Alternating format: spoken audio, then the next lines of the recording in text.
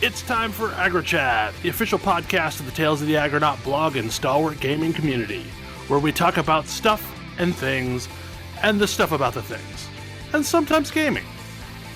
I'm Belghast, and let's start the show. Hey folks, it's that time again. Time for another episode of AggroChat. This is episode 479.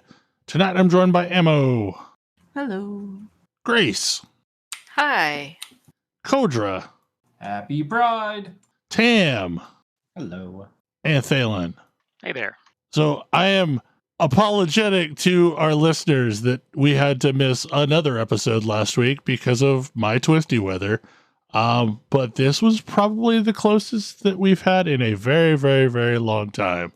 A tornado passed roughly 2 miles north of our house, and there was a period of time where it was headed directly for our house, going down our street, and at some point it lifted and skipped over our neighborhood and then did grievous harm to the town behind us. So it was a scary night, but all is well, at least for me. Terrifying. I'm glad to hear all is well. Yeah. We have family member of the town that next to us that did have issue. One of them decided to ride out the tornado in their RV, and Yikes. it basically rolled and only stopped when it hit a tree. But they're okay. The RV is not. Wow. So yeah, it was serious stuff. But anyway, we are okay. Grace, I know I have talked about Diablo IV Season 4 being actually kind of pretty good. You have been playing it as well, but you were not in the show when I talked about it being actually kind of good. So It's actually kind of good.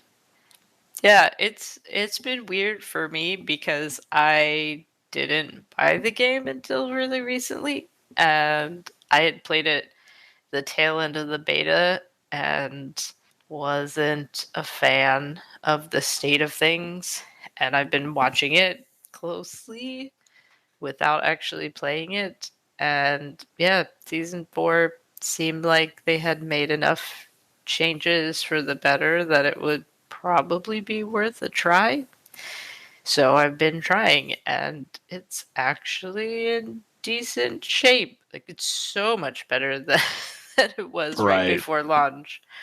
It's absolutely night and day.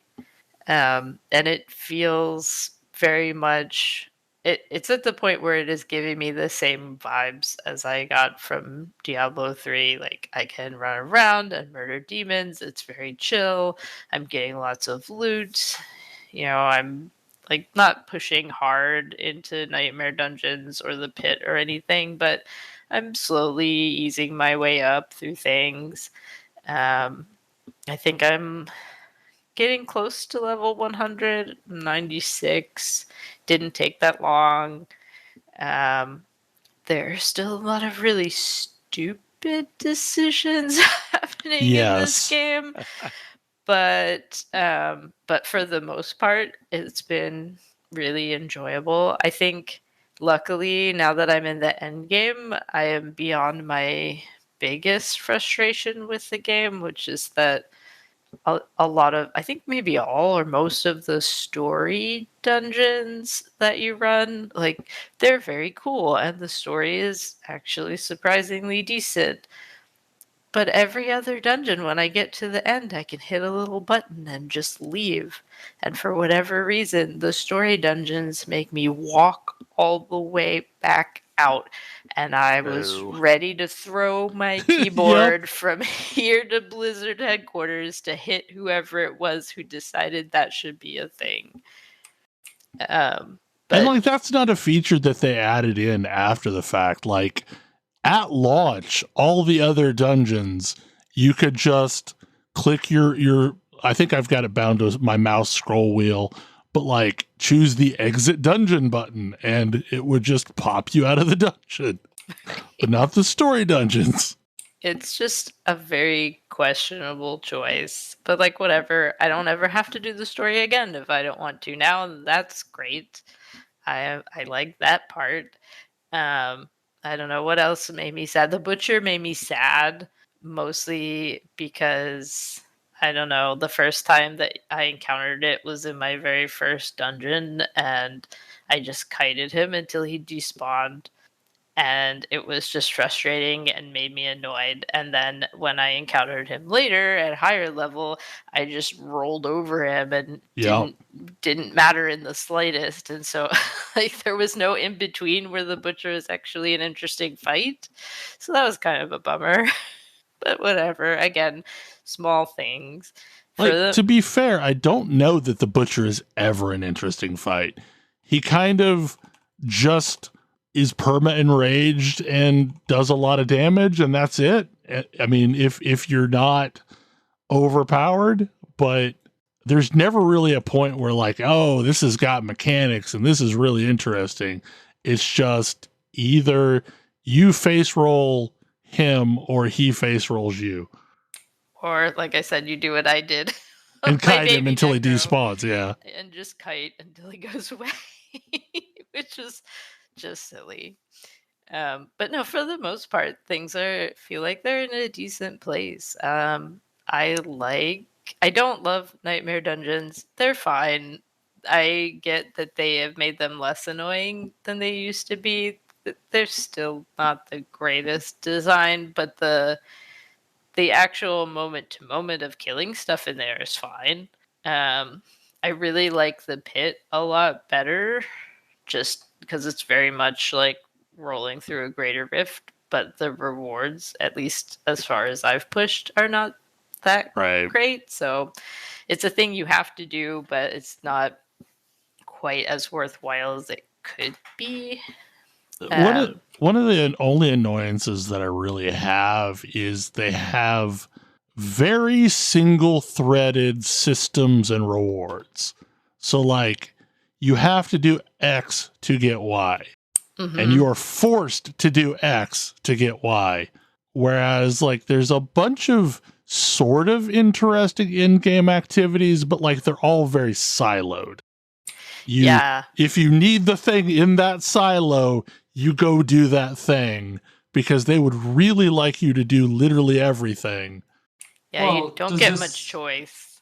Does this game have a reasonable market so that you can, like, give your wares to people who are doing the thing you like?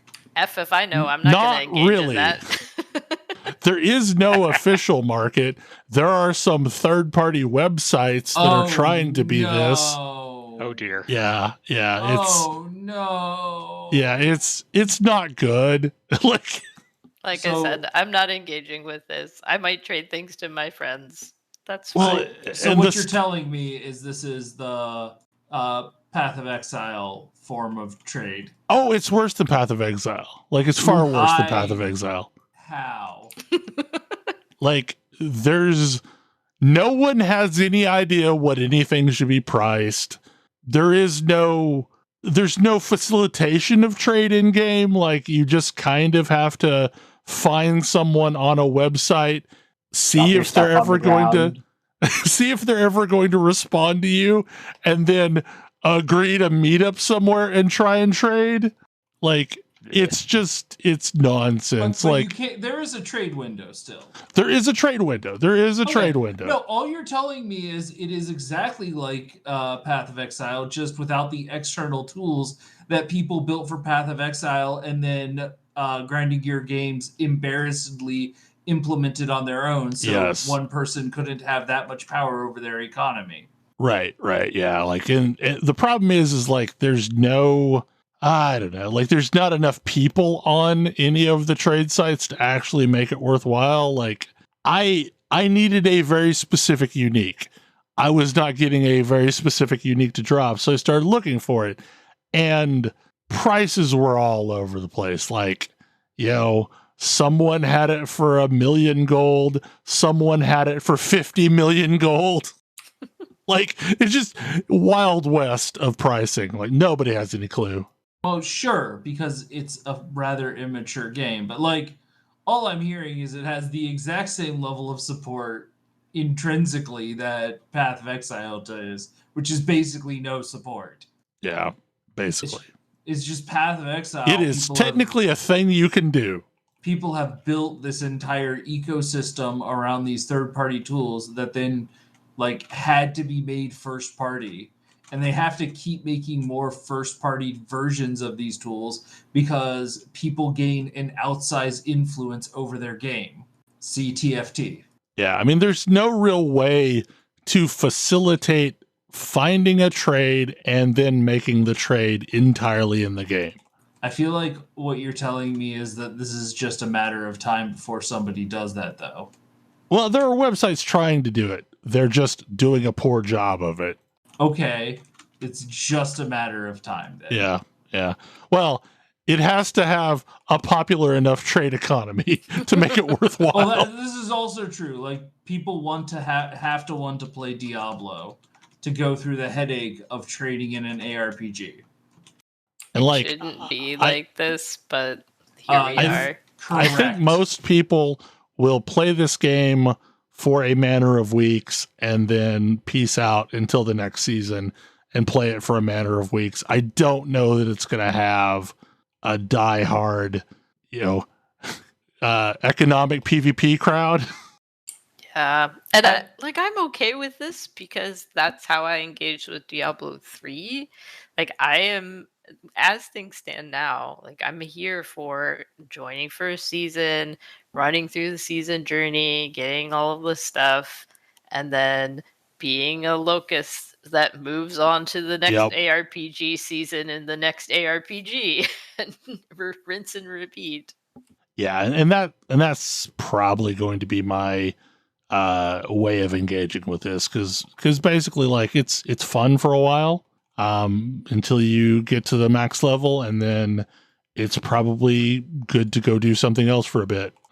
And I would like to get to the point where I can mess around with some of the Uber bosses. That sounds like an interesting thing that I haven't really seen in a Diablo, modern Diablo game. So I'm kind of interested to see what that's like. But I don't know that that's a thing that I would want to do every season, just like I played through the story because I hadn't before, but certainly not going to do that every season. Right. The bossing model is very similar to Path of Exile's prior to this patch, where you had to do the lower version of the boss a bunch of times to get materials to do the Uber version of the boss. That, you mean this season? No, not exactly. Previous season, you have to do T17s to. Well, yeah, you're right. I guess that's true. All you had to do was spec it into the. You had to do the exact same thing to do the normal. You just had to spec it into your tree. Yeah, you had to spec a talent to say I want to do the Uber boss, and like I will be honest, I like. Anyone saying they want to do an ARPG Uber boss and you saying it's kind of like Path of Exile has me side-eyeing hard. I mean, so you basically have to fight like low-level version of boss a bunch of times to collect the materials to fight higher level version, and it's the difference of like an 85 version versus 100 version. Are the fights as fun as Path of Exile Ubers? I don't know because I haven't tried them. I mean, they're like I've not done the Uber versions. I think the Uber versions are just the normal version but harder. And the normal versions just fall over so fast that I couldn't tell you what they're like. Okay, this might be reasonable then, because like. That's not necessarily true for the normal versions of the Path of Exile. Like, normal, what's his name? Cirrus will still just demolish me a whole bunch. Yeah, I had tried doing normal Beast in the Ice well below the appropriate level, and it was very hard. Then I did it once I had dinged 100 and had fully kitted out gear, and now it mostly just falls over. Like, you have to deal with a bunch of phases, but You know, like there's hard phasing similar to PoE bosses, but you know, if that didn't exist, it would die very quickly. Well, I like my issue with PoE bosses is more like I feel like one if I make a single mistake on even one of the bosses I view as fairly easy, which is Eater, like Uber Eater one shots me if I take any hit. That's what this one felt like at low levels, like before I was of appropriate level. Because I tried to do it, I think it's 70, and it's an 85 boss, and it was kind of that way. But then once I had some gear, it was not that way. I'm curious, is it from like the ARPG aficionado standpoint, is playing Rocket Tag with bosses, like, is that more fun or less fun? Rocket Tag. Basically, you must not get hit because you die. That's like that's my normal gameplay mode. Like I'm playing a necromancer. I have a million minions and they mostly hit things for me, but there was definitely a chunk of time while I was leveling where I could murder the crap out of everything around me, but if it touched me, I was dead. And that's sort of how I like to play ARPGs. Ones that aren't punishing to me when I die. Yeah, that was why I was asking. Like, I mean, Rocket Tag is just a name for things. Like, it can be good or bad. Yeah, I don't want to play that. I want to be able to make myself defensive enough to soak those things, but that's my personal play style. Yeah, and I've like now that I am mostly leveled, I have a better defensive kit that's more functional, but I don't know. I've done this enough that I don't mind going through some time where I can just get insta killed as long as I am not getting frustrated when I die if the penalty is low. I will say I don't mind getting instant killed if it's supposed to be a move that insta kills me. When I say I had to dodge everything, if the enemy auto attacked me, I died. So like that's the level of difficulty that Ubers are in Path of Exile. Like their generic like auto attack damage, which gives you maybe like a quarter of a second to move out of it, will kill you. Yeah, that is not the case for these, even when fought in less than opportune situations. Like it's not as hardcore of a game as PoE can be. That's good. Yeah. And it's way more forgiving. You can change up your build on a whim.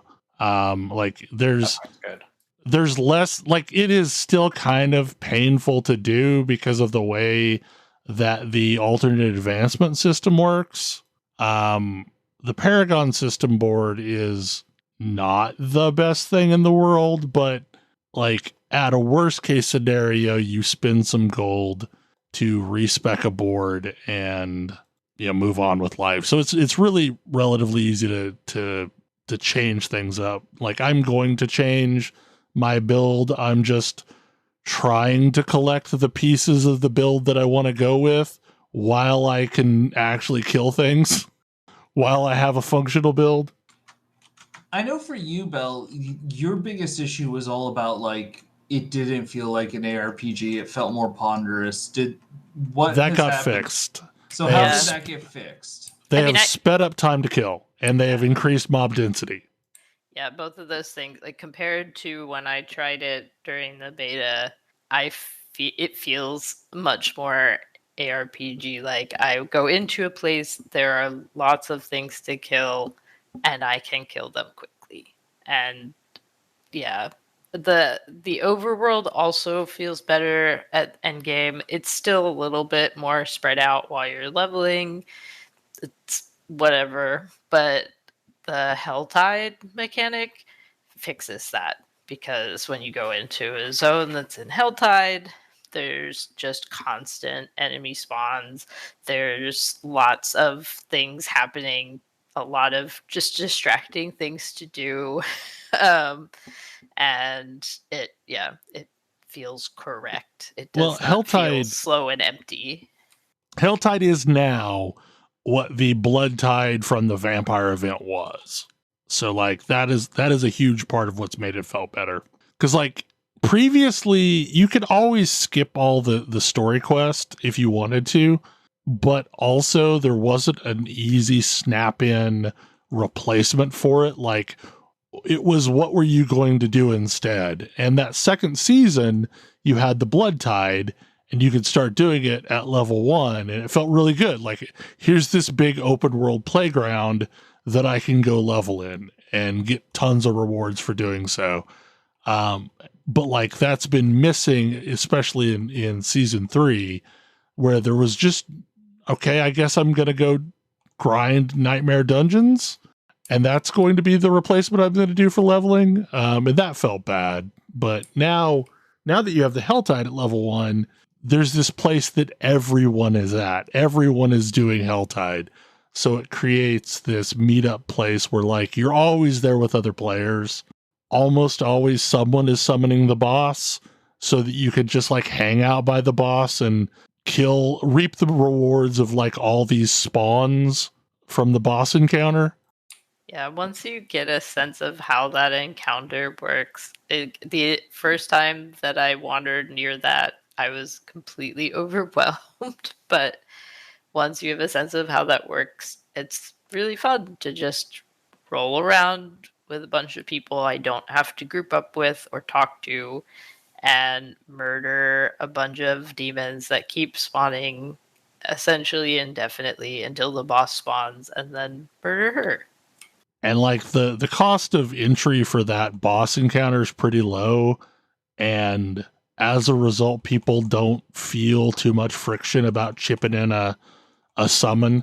So like there's pretty much like once you have a collection of people doing it, it almost is an endless loop where you're always farming this boss, respawning it, and it's, you know, got a bunch of really juicy waves full of monsters before it spawns, and it drops enough loot that I can, if I actually pick up all the Legos that it drops, I can only run it maybe 3 or 4 times before I have to teleport back to town and deal with my inventory. But you're also gaining sweet. a bunch of the currency, the embers or whatever it's called, so that you can run around after you get out of town and open up a bunch of boxes, then go back to the middle and fight the boss some more. So like there's this really good mechanical loop. Yeah, I think if this is a seasonal thing and it goes away in the next season, that's probably problematic, like you said, but right now it feels real good. Well, it's a permanent thing now. This is what made season 2 feel great and season 3 feel awful, is because season 2 had a version of Helltide. Like Helltide's been in since the beginning, but it was like on an hour, off an hour, on an hour, off an hour. And it was much more slow pace. But season 2 added this vampire event that was always up. And it would shift around just like Helltide does, but it would be different zones. And because of the amount of spawns that you got from that event, it felt amazing. Like that, like the game still felt not great in other ways, but this one event felt amazing. And like I got to level 90 just by basically doing nothing but that event. So like they did learn a lesson, making Helltide be basically the same as this vampire blood tide thing. Greatly improved the game, but also they've sped up the time to kill in other ways. So yeah. So, but you brought up something that is my one other complaint, which is like to summon those Uber bosses, you need an item that drops off of the world boss. yes, And the world bosses they're not constantly spawning. There's always at least an hour between spawns. And also they just kind of fall over in a stiff breeze when there's a group of people in World Tier 4. They just, I don't know. I have never seen one live longer than maybe 5 or 6 seconds. Yeah, I mean, like, it feels bad that you have to wait 4 hours between spawns, and then if you're not there waiting when it spawns, you have no hope of ever getting even a hit on. Right.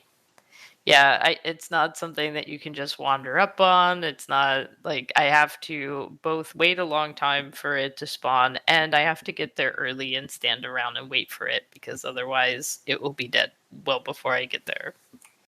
So that's not great.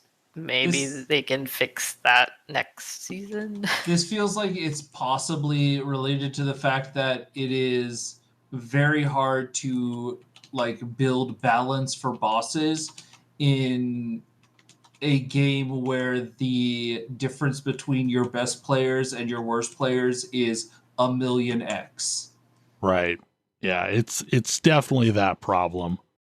I mean, I don't know. It's also just the problem that world bosses like of that style don't feel like they fit in an ARPG to me. Mm-hmm. Like it's No. a very MMO sort of mechanic, and it doesn't fit into the flow that I want in an ARPG, where I want to grind the same kind of content for a little while and then maybe shift and do another thing for a little while. I don't want to have to keep constantly checking the clock and the map to see if a boss is about to spawn. Well, and like you get an hour's notice, but there's a bunch of bugs as well where like sometimes when you first load into the game, it will tell you that the boss is about to spawn, but there's no indicator on the map at all. So you have to zone before that indicator will show up. Like there's a bunch of weird glitches like that still exist. But anyway, I overall have been having a fun time. This is good to tide me over until, the next last epoch cycle starts. Which is coming in June? July, I think. July? It Yep. did not... This one didn't seem to have a ton in it, is what I remember. I don't know what was in this next cycle. From what I understand, a lot of the focus of the next cycle is going to be adding some proper bosses, like pinnacle bosses, and also adding some more variety to mapping. Okay. So there's going to be some more things that you encounter while doing the monolith. Yeah, I am the person who goes against their poll, where they pulled their player base and most people said, please focus on the end game. I would like to see them focus on the story, which is incomplete. It is probably going, I think they've said it's going to be at least a year or so before they release additional story content. Oh, I thought the second cycle was going to be chapter 9. Maybe you're right. Maybe it's that they won't have it finished for another year or two. Yeah, it won't be finished for another year or two, but I know they're going to release it in chapters. And we know that the next chapter is going to the ancient timeline. But, I actually like the story of that game and would like to see more of it. It is, and again, damning with faint praise, by far my favorite ARPG story. So speaking of games with really good story, and also releases that are coming up, can anyone who's been up to date in Final Fantasy XIV explain why we should care about Dawntrail? There's alpacas. Yeah. Okay. 2 new jobs, including Pictomancer, which I have a particular interest in. The other job being Viper, which also looks pretty cool. It does look cool. Yeah, I would agree. I guess you could kind of consider it the Warrior of Light's vacation in a very dangerous but hopefully a very pretty area. Yeah. There's street tacos. Yeah. Yes, tacos. I guess apparently if you are a fan of Final Fantasy IX, this is kind of the expansion that has a lot of nods to that. Yay. I'm still of the opinion that 9 is the best overall. 9 came out at a weird time, and It did. I have never finished it. I have gotten a few hours in multiple times. I've just never finished it. I'm actually working on playing it, like one of my attempts at picking up again, and I'm going to finish it before Dawntrail. I'm going to get through Final Fantasy IX. But it is going to be kind of interesting to see what they do, because after completing the whole big story that they had going for 10 years or whatever, what's Yoshi P going to cook up now? Right. I worry that it might have a bit of that old Marvel Phase 4 vibe going on. Oh yeah, no, that's totally valid. That's totally valid. But I'm hoping, because boy, Marvel Phases 1 through 3 really told a cohesive story that wrapped up really well, and everyone mostly enjoyed that. And then I kind of couldn't be bothered with the other stuff because it was done. Could I move on? yeah. And it felt kind of exhausting to go back to it. Were there not some threads to pull us back in? The stuff that really did do well was based on cleaning up some of those older threads, I think, from the first phase. Yeah. I mean, I think they tried to leave a little bit of hints of stuff to look forward to, at the in Endwalker, to kind of help, keep it interesting and sort of vaguely tied to events that have happened, or at least characters who have come and gone. So I don't know if it's going to be enough to really carry everything, but I think they want it to be a fresh start, but also feel like you're being kind of propelled forward with, motivations left behind from other characters and characters we haven't met yet, I think, too, that if you've played the most recent patches, you have actually met a couple of the new characters that are going to be involved in the story. I realized that it would have taken a very... I don't even know if this would be possible, but I feel like after Endwalker was probably the time to do something just really weird with the story to try and hook people into something new. And when I'm thinking of that, I'm thinking of how Warframe did some of their story beats, where after years and years of playing, they're actually, now we're gonna introduce you to character, maybe give the Warrior of Light a more personalized storyline. I don't know. Why were you adventuring in the first place before you got sucked up into being the Warrior of Light? Yeah, that's true. Because I don't know. It's definitely a hard sell to be you just went through this epic journey. Now it's time for you to go on vacation. Yeah, for sure. I have not made it all the way through the post content from Endwalker. I am somewhere, I think, around Rubicant. Oh, okay. So you're probably a little, about halfway-ish, maybe a little over halfway, I think. I'm trying to remember, but I mean, I need to finish up the content so that I can be prepared, I guess, for Endwalker and not Endwalker, Dawntrail. Yeah. Yeah. The patch stuff again is kind of mostly unrelated. It's sort of its own story, and then at the very end, it's where they start, their usual thing where it starts tying into what is going to come in the future. But I don't know how much of the stuff that they're going to have in the patch actually tie into the story, if at all, because it kind of feels like it's sort of its own thing. But I mean, with room for us to go back to the area that you explore there, trying to be kind of vague. So I don't know. I don't really see right now how that could really be the case, because it feels like Dawntrail is going to pretty much try to be its own thing, which I'm okay with. I really hope that it's a good, fun, compelling story. Mm-hmm. Yeah. It's one of those things where it's I think I've talked about it before, but I'm kind of burned out on FF14. I know everything it's going to do. And so it's purely on is this a story that makes me want to play the same game I've been playing for 10 10 to 12 years. I don't know, maybe. Like, I'd like to think so. Yeah. But yeah, I just don't know. And I'm like an expansion past it being an auto purchase for me. Well, I was bought in for so long because of the story, and now the story was wrapped up neatly, and I think I have to find a new reason to care again.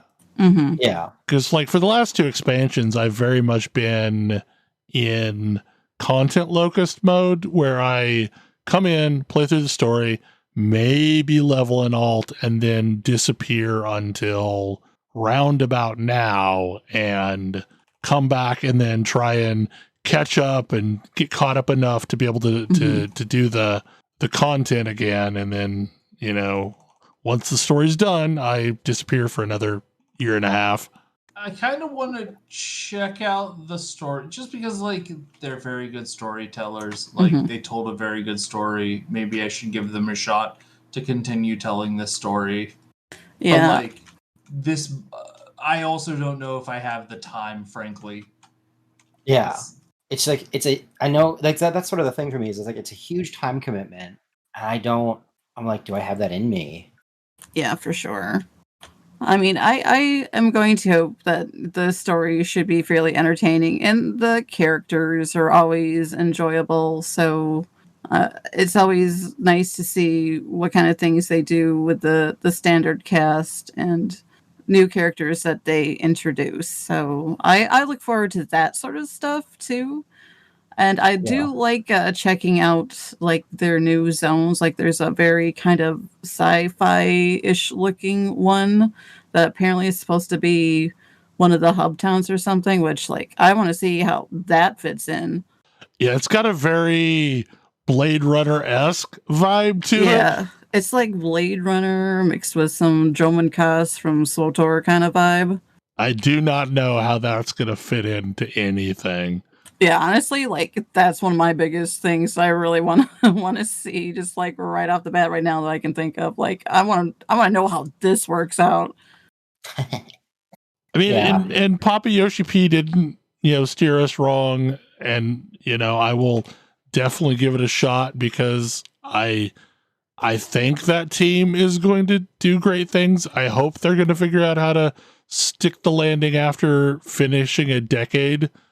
Long arc. Yeah. Like they are so good at what they're doing.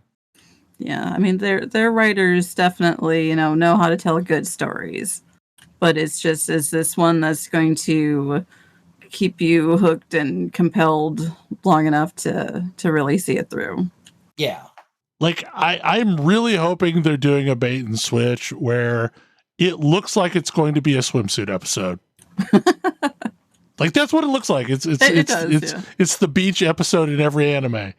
That's true. But, plus the kind of the forced, like, the scions are on 2 different teams. Oh no, that kind of thing. Yeah. Yeah. So I'm hoping that that's all kind of just a bait and switch that like very soon into the story arc, like more serious consequences will come up. Maybe not world ending, but we don't always need the world to end. Oh, it's fine. Doesn't have to be a thing. It could, in fact, just be a tense geopolitical negotiation. The one thing we're bad at. This is also true. Do you need me to solve this with a sword? No? I'm sorry. I am not capable. But yeah, I mean, Yoshi P and crew have proved, a few times that they're pretty good at more or less kind of lying and pointing us in one direction that's like totally false, and the path that we're going is in a totally different direction with stuff that we didn't fully see coming. Yeah, like, and I guess that's the thing is I feel like I've hit wait and see, but yeah, and like it's the thing is I probably am gonna play it at some point, but like, am I gonna be there day one sitting in queue? Yeah, like I don't know. The last time I did it, it was actually kind of hard to play because it feels old. Well, I know what I'm getting into, and like when you're playing through the story, it feels old, but the story is interesting. And then I like got to the end and was done with the story. And like I haven't picked up FF14 since I finished Endwalker. Like, I've done 0 post-Endwalker content. I would imagine that's probably a large group of players. Right. I mean, I'm also in that group, essentially. I've done slightly more than 0, but not much post the main, original Endwalker story. Yeah. I mean, I'll be honest, like the thing that I would miss the most is the show we tend to record that's like, an hour or two long. Yeah. The tradition. Well, I keep meaning to get back and finish the story, but like I keep also finding other excuses of things to do instead. That's totally valid. But you've got about a month left if you want to be ready for early access. I know it real soon. It's like, 26th of June, 28th of June, something like that? 28th, I believe it is. Yeah. I've started logging in occasionally, but mostly to try and get those remaining few yokai that I don't already have. Yeah. So you can get the extra fancy Scooty Puff Junior. Oh no, I already have Scooty Puff Senior, but there's a the main yokai ghost cat whatever character. Yeah, there's a mount that's like that. The Nyan Cat Couch, the Nyan Couch or whatever. Yeah, so it's ridiculous. Yeah, and then probably once I've done that, I'll like wrap up the expansion story because I'm at the point where I've done the big fight on the moon. Nice. Or the other moon. Yeah. Yeah. So I need to wrap that up. But yeah. I would recommend if you have not done so, also doing the Tataru stuff, and the Manderville story is pretty crazy for this expansion too. Yeah, I think maybe there's a step of the Manderville that I haven't done yet, and I need to see if there any additional Tataru stuff got added, because the last time I played, I had wrapped up everything. Well, something must have been added because we hadn't actually completed the necklace yet at that point. So there's something that I haven't done. Yes, you will be doing that thing. But I'm hopeful, fingers crossed. Looking forward to seeing what they have in store for us, and if they are planning on making another 10-year-long crazy winding story, or if this is just the filler episode for now. Yeah, it's such an interesting, like, I both don't want it to end and also am like exhausted. Yeah, for sure. Because I do play it pretty much on the regular, because I play with a group of friends, and I also like do EXs with like a static and stuff. So I kind of have to stay up on the grind, which does get tiring. But so I'm curious to see how are the compelling it is. Which version are the EXs? They're the trials, the harder versions of the trials. The harder versions. Yeah. But not like the bard versions, right? Yeah, they're the Wandering Minstrel ones. Oh, they are. Okay. Yeah, they are. They're like not like the savage content, but they're like some of the, they're just like the step up from normal trials kind of thing. Okay. Yeah, the extreme. Yeah. Yep. The 8-man content that actually like requires, working together in like the classic raid. Yes. Yeah. Yes. Very much a dance that you have to learn your steps correctly. I have been getting slight itches for it as I play Rabbit and Steel. Yeah. So I shuffled the order just a little bit because it kind of fits in better with this. I did not expect to be raiding, but I am finding myself raiding a lot over the last couple weeks. Because I have been playing Pandaria Remix in World of Warcraft, and that is an interesting prospect. It is, what if World of Warcraft had some ARPG gearing elements, and you had a bunch of skill gems that you could slot into your gear that gave you all manner of weird procs, and could in theory reach a power level that you can like solo heroic raids on your own if you really wanted to. Mostly it's just been like a really fast version of Pandaria, and like it's only Pandaria. Like you start in one of the zones at level 1, actually you start at level 10 and level your way through, and there's folks constantly doing LFG tool raids and all the heroic scenarios, normal scenarios, and all manner of nonsensical farming methods. Like it's been extremely fun, but also like there's been a lot of drama surrounding it because Blizzard is being Blizzard, where they set up this event where it's like 3 months long and promised riches and like this chill experience. And then the second people started using knowledge from back when they were actually playing Pandaria to figure out how to grind things faster, Blizzard started locking things down. Oh, cool. Yeah. So Blizzard. Yeah. So one of the things that I don't know if you remember doing this, but I remember folks doing this, is on the Timeless Isle, there were frogs called gulp frogs that could invoke hyperspawn states. Yep. And people would farm them to get the tokens that you turn in to get faction. I've definitely done this thing. I've absolutely done it as well. So what happened in the first 3 days of Pandaria Remix is the hardest of hardcore basically farmed that 24/7 and managed to max out all of their gear. And you're given this item called a Cloak of Infinite Possibilities or something like that, where killing things gives you random stat hits. And like I have on mine plus 3,000 a number of the stats. Like it's just this infinitely growing stat stick. So these people had these stupidly powerful cloaks as well as upgrading all of their gear, and it costs somewhere in the neighborhood of 600,000 bronze, which is the only currency of the event.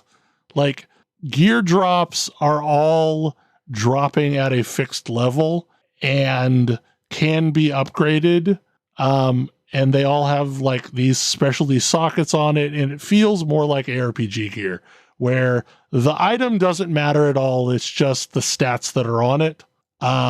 So like within a couple days, like there were folks that had capped out everything, and Blizzard started to panic and started going into a mode where they were looking to fix the problems and stomp the bugs. And it's created this arms race between those who are trying to find the fastest farms for things and Blizzard trying to stop them.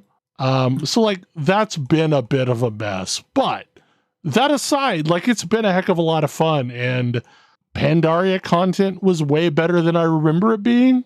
Like the raids were really fun. I've done all the raids on normal now. Yeah, I have fond memories of Pandaria. Yeah, hearing you talk about this game mode is making me really nostalgic. It almost makes me want to try it. What the really cool thing about it is, like, it is functionally a way to gear up a character for the next expansion, roll into the expansion with a max level character of whatever you want, and also have like fully capped out bag slots and free flying and, mounts and all of this stuff. Like there are vendors that just sell all the appearances from Pandaria, as well as a bunch of event unique recolors. There are, I don't know, like 20 some mounts that are unique to this event that are all mostly just recolors of mounts that exist otherwise.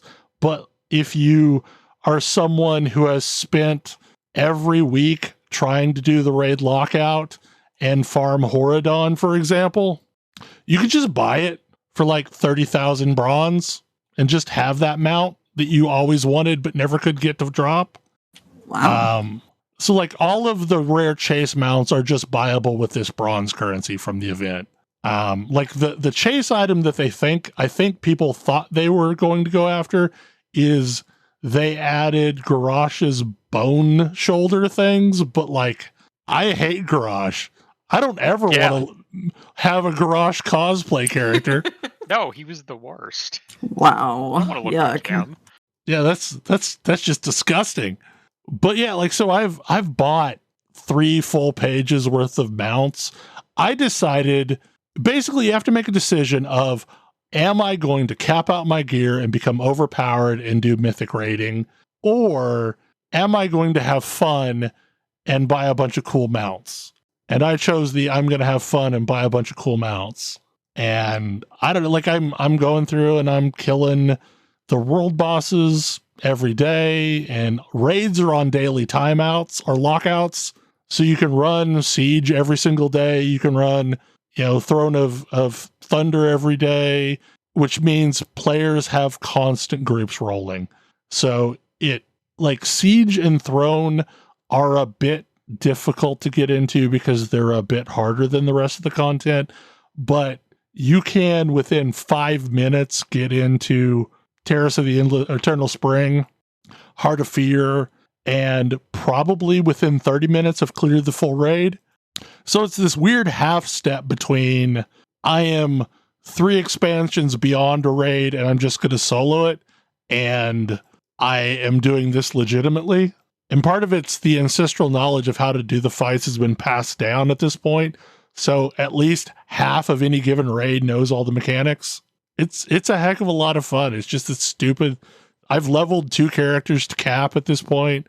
I've started on a 3rd. It's just this fun event, and I hope to see more expansion remixes in the future. Like, I wish Blizzard were not trying to snatch defeat from the jaws of victory, but maybe they'll figure that out at some point. But even in spite of them, it's a lot of fun.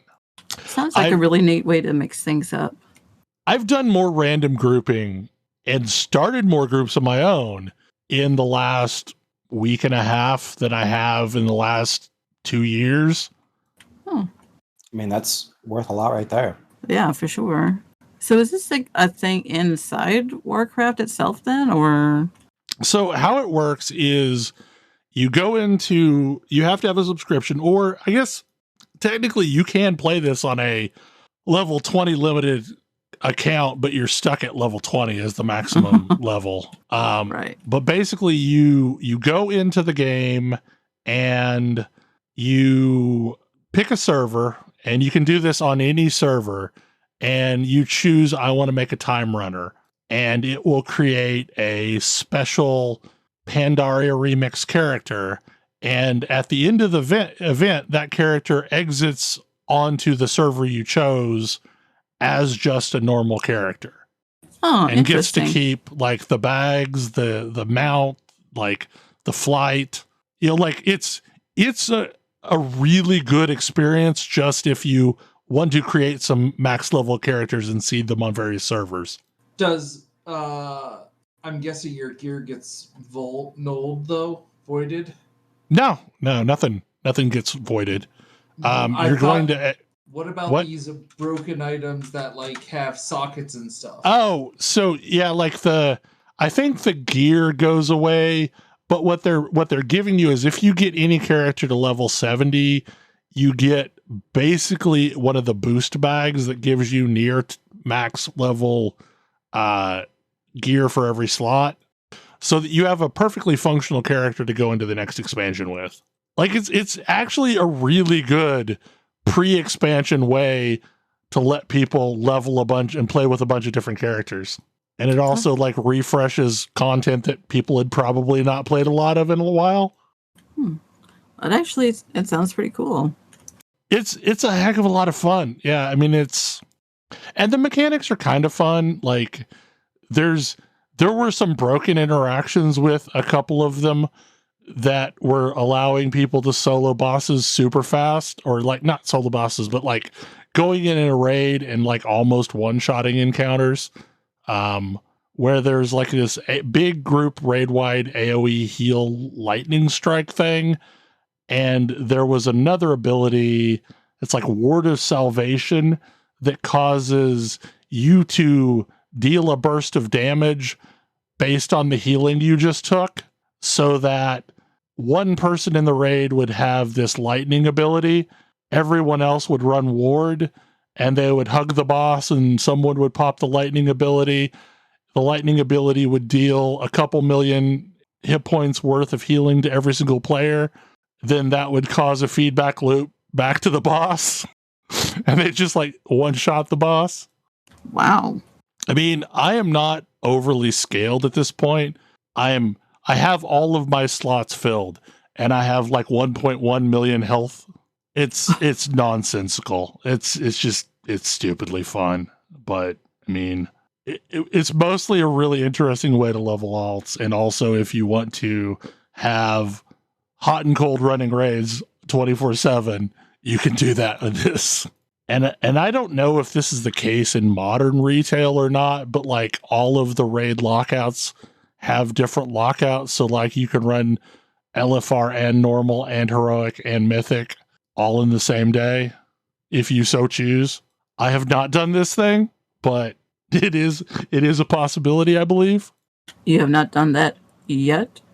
I don't know if I will. Like I am fine having done normal. I might try and do heroic just for the achievements, but if you get any character to level 20, there's a really pretty Phoenix mount that's like some half Phoenix, half Peacock kind of thing, called an August Phoenix, I think is what it's called. Is that the one that was from the challenge dungeons? I do not know. I did not do the Pandaria challenge dungeons. I mean, this is at least a unique recolor that only exists in this event.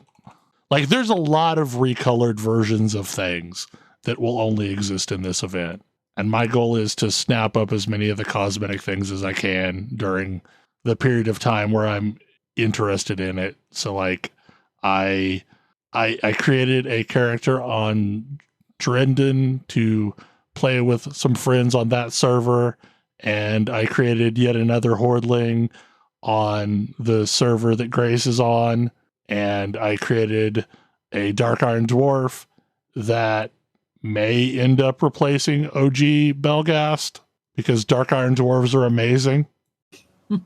Like, I did not know this, and had I known it sooner, I probably would have leveled one, but they have a teleportation mechanic where you go around the world and collect dark iron mole machines, and they're scattered throughout the world, and you can teleport in your mole machine to one of those locations. Okay, that sounds cool. Yeah. Like that sold me right there. It's like, yeah, I want to use a mole machine and go to all kinds of places. I always loved having my mole machine trinket to go straight to Blackrock. Yeah, you have to go around the world and collect the locations, but once you've done it, you can basically use it kind of like one of the engineering teleporter trinkets.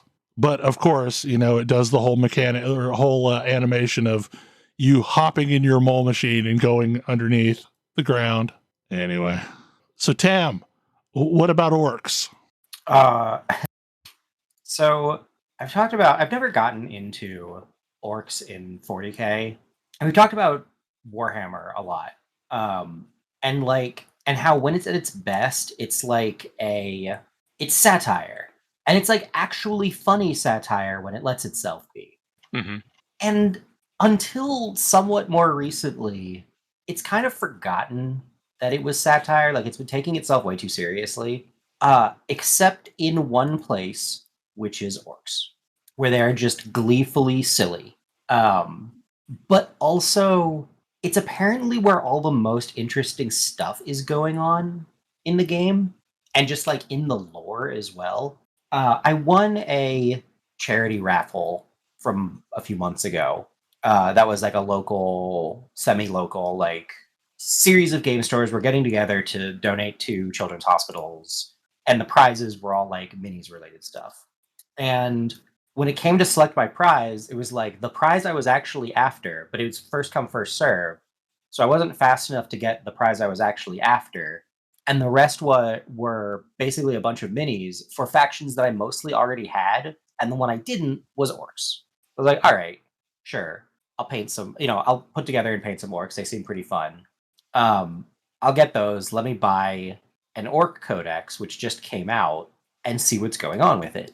And if you've played almost any game, especially any competitive game, whenever there's an update that buffs a certain option, whether that be a character class or a faction or whatever, there's people who play it who are thrilled, usually, and people or sad because it wasn't good, and people who play against it who invariably either hate it or are like, good, it sucks.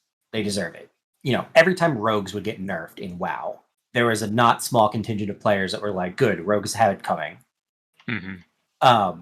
Orcs in 40k are the only faction I have ever seen where almost universally, if the book is bad, the entire player base is sad about it.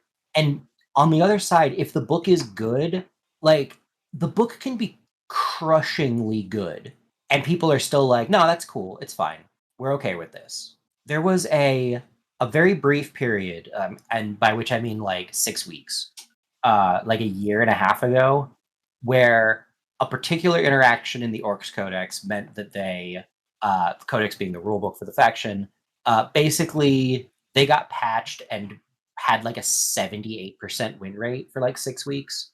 They were just oppressively good, and like nobody was mad. No, orcs deserve to have some fun. Yeah, it was like, overwhelmingly, the community sentiment was, yeah, whatever. Orcs have won. Orcs won every tournament held worldwide for the last 3 weeks. But whatever. Those orc players deserved it. Like, it's fine. We're cool with it. And it's fascinating to see, because I don't think I've seen that phenomenon in any other game. Orcs are like some of the most dedicated ride or die players of their faction. Yeah. Well, and so like I sort of understand it. I've been tracking my like hobby work with some other friends over the last, like, what have we done this year? I assembled 82 minis and painted 50 in the last month, almost exclusively orcs. They're just fun. Like, I understand why somebody would be like, I'm all in on this. I'm all in on everything silly. Well, they're so easy to give like super personality into every single one, and or just they've got so much personality. It's like slap some paint on there and it's fine. They look fine. It's like whatever level of effort you bring to it, they're gonna look good. And like that's pretty cool. And the book is also really fun. Like the newest Orcs rulebook is like, it's being held up as the gold standard for like, this is what, if every book were this good, I wouldn't play any other minis game. There are 0 units in the Orcs Codex that aren't playable at every level of play. And like, that is bonkers to think about. It's the equivalent of like, hey, you have a Wrath of the Lich King talent tree, and every single talent is worthwhile. It's just unheard of, and it's all like really fun, flavorful stuff. There's a whole like meme going around where one of the orc subfactions is there. It's like the mad science subfaction, and their like special ability is called hit the button, where it's just like, hey, we put on some like big red buttons that do stuff, and it's basically roll a die and see what random buff your unit gets. And so people have been making like orcs themed dice poppers, like the thing in the middle of a trouble game. It's for hitting the button. It's really, it's like the level of fun silliness that that I was just really enjoying. But it led me down this rabbit hole of like, there's a bunch of orcs games and books and stuff that have been written, and I mostly don't pay attention to 40K themed media because outside of a couple of extraordinarily rare standouts, they're mostly bad, like, or middling at best. But like I've been playing, what is this game called? I never remember the name because it's so dumb. Shooters Blood and Teeth, which is made by the Guns, Gore, and Cannoli team, but is basically an Orcs themed like Metal Slug. Okay, that sounds Okay. amazing. It's really fun, and like I like Metal Slug. Metal Slug is really fun. I really enjoyed it. But like, what if Metal Slug were just a little sillier? And I've been having a blast with it. It's like legitimately, it's a side-scrolling shoot 'em up platformer. You've got a Contra variety. style, The what? like Contra. Yes, it's like Contra. It's got like a really lavish art. It's got like a really like lavish animated art style. And like it's not the deepest game I've ever played, but it is fun to just blast stuff. I've been doing a lot of because I've been doing a lot of painting. I'll take a break to play something, and I want to play something like light but fun. And so I'll like do a run of Rabbit and Steel, or I'll play some of this. And it's just fun. Like it's got an absolutely what plot it has is absurd. Like just incredibly absurd. And like it works. It's funny. There's actually a game coming out that I want to I really want to play. It's not out yet, but I'm excited for it. That's Speed Freaks. That's the like Red ones go faster. yeah. It's the orc version of combat racing, which already I like combat racing games. That's fun. But can you put speed holes in? Yes. As far as at least judging from this, yes. It's ultra silly, and it looks like it's taking lessons from Burnout, which also I'm here for. It's like what if Mad Max Burnout with orcs? It's been fun, and like there's so much. It's like the place where it's a place where the IP like continues to allow itself to be silly, and it reminds me how much better the IP is when it's silly, and it doesn't, and it isn't just silly either. Like they use it to make, they're actually using it to make like interesting political points somehow, which blows my mind. I figured I'd pick up. I was like looking for a book to read, and I wanted something like relatively light that was easy to pick up and put down. And so I asked some people I knew to recommend, Orcs books. And overwhelmingly, the response was, whatever, any of them, they're all good. Like we mostly, like even people who are like, mostly Warhammer books are bad. We read them because we're big fans, but we don't pretend they're good. The Orcs books are actually good. And like, I'm like halfway into the book about the Orc super war boss Gazgul Thraka, and inside it turns out it's like an actually surprisingly apt start to Pride Month. Within the first like 30 pages of the book, it's aggressive about, you keep calling him he, but he's not. He doesn't have a gender. Like Orcs don't have gender. Yeah, orcs don't have gender. Like Yeah.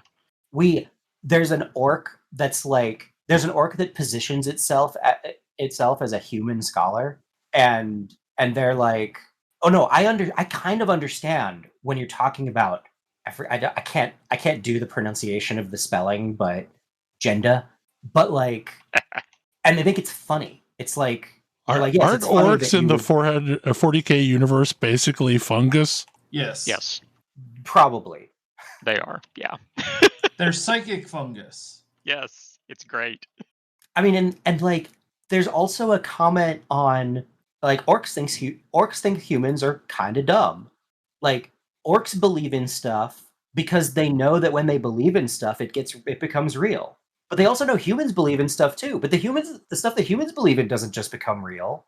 So why do they do it? It doesn't make any sense. And it's been surprising to see both like the level of silliness and the level of like weird thoughtfulness through a strange lens.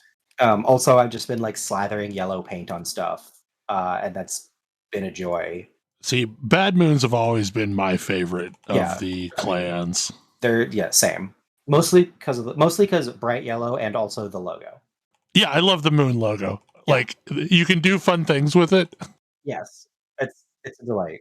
Anyway, it's been my like all-consuming free time thing in the last month. It's just fun. Like I enjoy being able to engage with the hobby in like a non-serious way, and like the sillier and more absurd it gets, the better.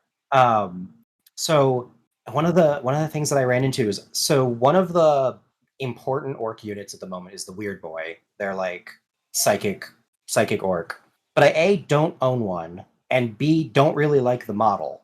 But I did have a promo mini from a while back that's the Goth Rocker, and it was like, Bard's a spellcaster. Makes sense to me. And I've now gone down a rabbit hole of replacing orc models that I don't love with like punk rock guitar themed ones, because apparently there's a lot of those. The like third party orc minis are bonkers and everywhere, and you can just lean all the way into some incredibly delightful stuff. And I appreciate that most of the time when I go and look at third party minis for especially 40K, it's people who are like, the 40K version is not grim or hardcore enough. We need to have grimmer, more hardcore minis. I'm just like, ugh, sigh. Whereas the orcs, it's like, they're not silly enough. We need sillier. Yes. There's also a lot of pirate orcs. There's a lot of pirate orcs. Everybody loves freebooters. But I do yes, there's a think- lot of pirate orcs. I do think there's definitely a challenge of this is a game full of ultra violence, and the orcs are the cartoon ultra violence, Yes. which is probably helping them because, like, you don't have to make the jump to finding like the truly horrifying darkness that is the Imperium of Man funny. Which I do know some people are like, haha, these guys are absolute idiots. They've caused a genocide across the galaxy. Yeah. Yeah, whereas the orcs are like the pretty much the worst you get are orcs dressed like Imperial Guard, like in mockeries of military uniforms, which not my thing. Kind of exhausting, but it's not like anywhere near as annoying or bad as some of the other minis I've seen. Whereas you sure do have a lot of like pirates or like Wild West orcs, the like punk band orcs that I'm going with. You'd lean into silly. They released a bunch of like vehicles at one point, and one of them's it's like an orc version of a Formula One race car, and you can get third party versions that look like, oh, and its thing is that it teleports around. So you can get a version of that's like an orc version of the DeLorean from Back to the Future.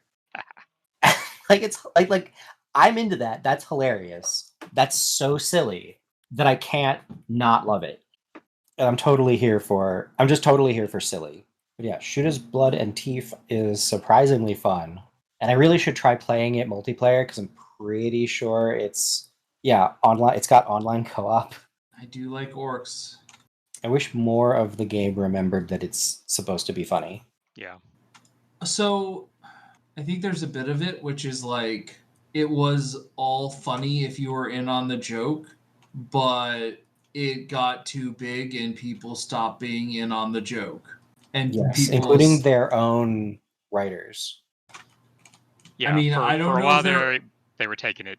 They were just taking it too seriously. Well, again, I don't know if all of their writers were from the cadre that were in on the joke. Yeah, I mean, there's definitely some of the early satire stuff that's like very specific to 80s era British politics. Yes. Yep.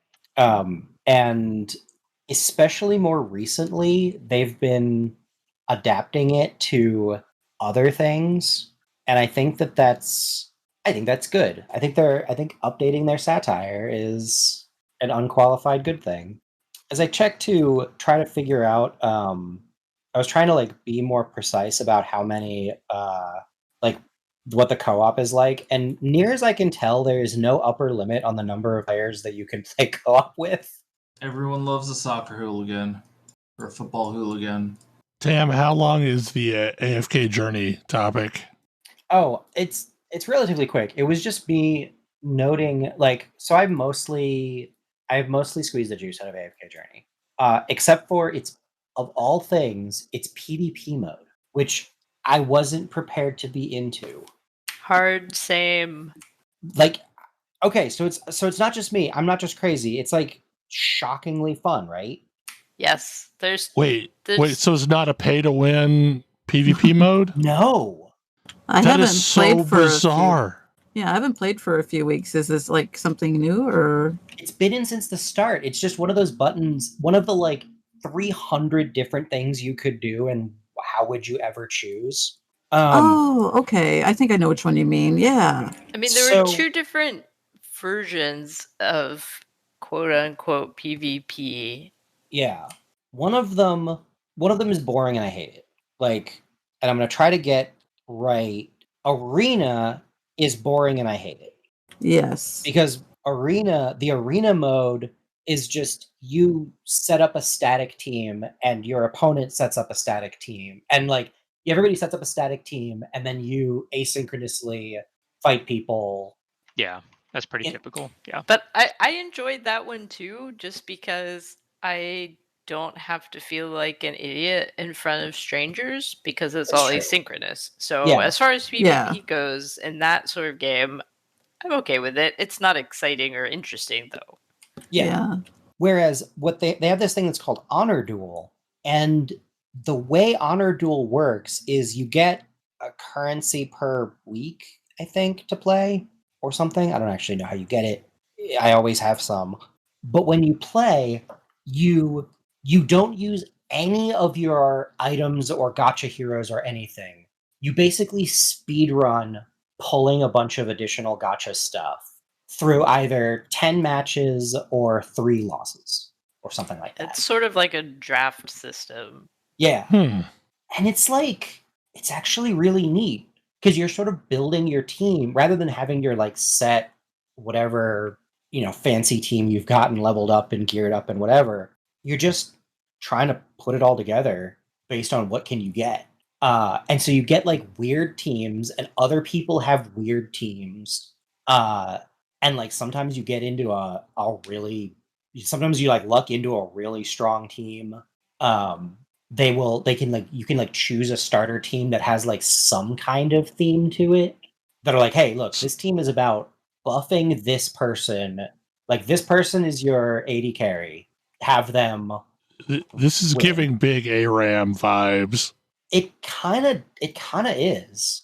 Because like ARAM is the best way to play League of Legends. Yeah, like and it's a thing that I just like never paid attention to in this game, and honestly, it's fun enough that it's the only thing I'm doing in the game right now.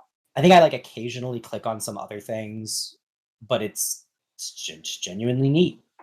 And I like that it's got the big like I only clicked it because they recently, or maybe I missed it previously, have big fair play lettering over it just to remind you that like you don't get all your overpowered stuff.